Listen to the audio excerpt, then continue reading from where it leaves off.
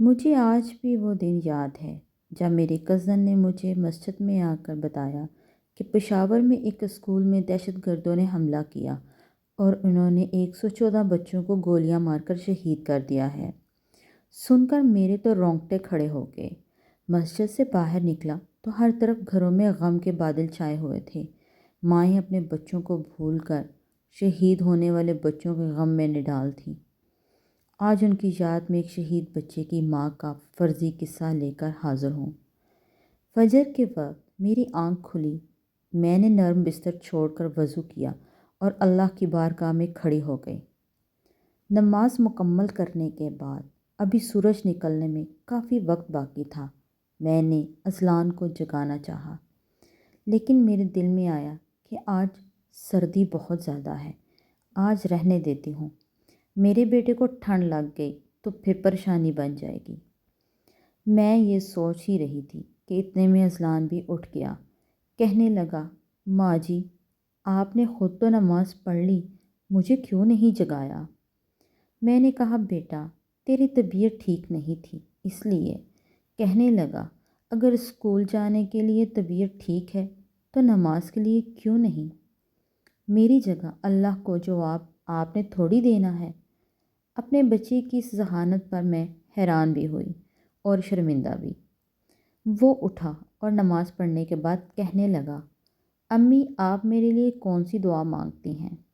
میں نے کہا، بیٹا مائیں تو ساری زندگی اپنی اولاد کے لیے ہر شعبے میں ترقی کے لیے دعائیں مانگتی ہیں، اور ان کو تو کہنے کی ضرورت بھی نہیں پڑتی۔ یہ الگ بات ہے کہ کچھ لوگ والدین سے دعائیں لینے کے بجائے ان کو تنگ کر کے ان سے بد دعائیں لیتے ہیں اور پھر عمر بھر سکون کی نیند نہیں سوتے۔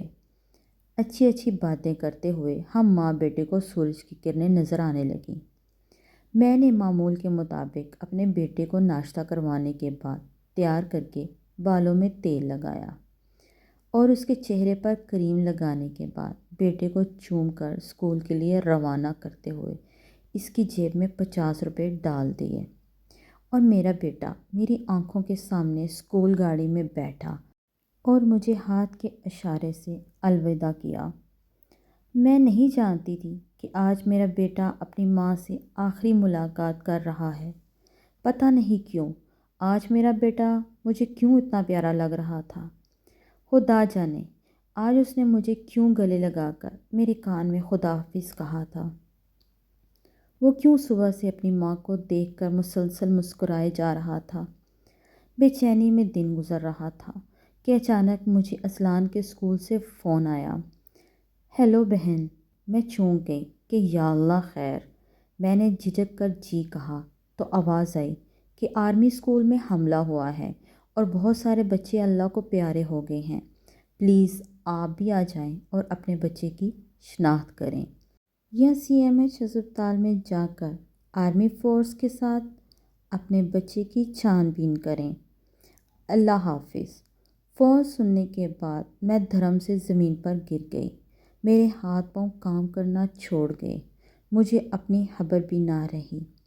کچھ دیر بعد میری آنکھ کھلی تو میں نے خود کو ہسپتال کے بستر پر پایا۔ ہسپتال کی چیخو پکار میں مجھے میرے بیٹے کی جدائی کی خبر دے رہی تھی، اور میں نے ڈرتے ڈرتے اپنے بھائی سے پوچھا کہ کیا بات ہے، مجھے میرا بیٹا نظر کیوں نہیں آ رہا؟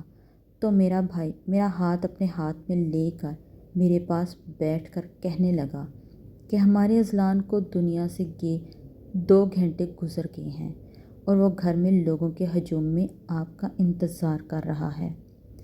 وہ اپنی ممتا کو کہہ رہا ہے کہ آج آپ کے ساتھ واقعی میرا آخری دن تھا۔ اور میرے بھائی کی رونے والی آواز سنتے ہوئے میرے ساتھ میرے سر کا ایک ایک بال رو رہا تھا۔ مجھے گھر لے کر گئے تو لوگوں کے ہجوم دیکھ کر مجھے اپنے بیٹے کی شدید کمی محسوس ہونے لگی۔ صحن میں چارپائی پہ لیٹا اذلان آنکھیں بند کیے اپنی ماں کو آوازیں دے رہا تھا۔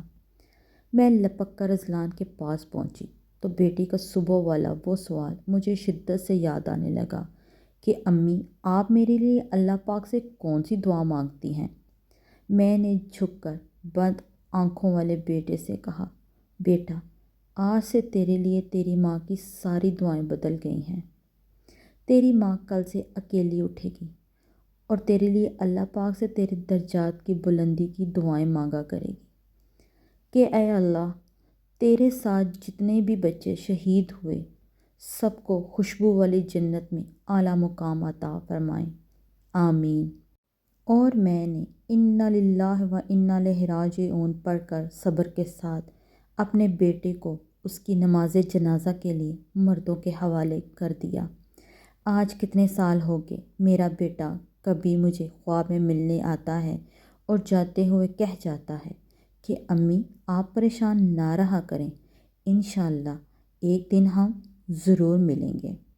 میری ویڈیو کو لائک اور شیئر کرنا نہ بھولیں اور نئی ویڈیو حاصل کرنے کے لیے میرے چینل کو سبسکرائب کریں۔ اللہ حافظ۔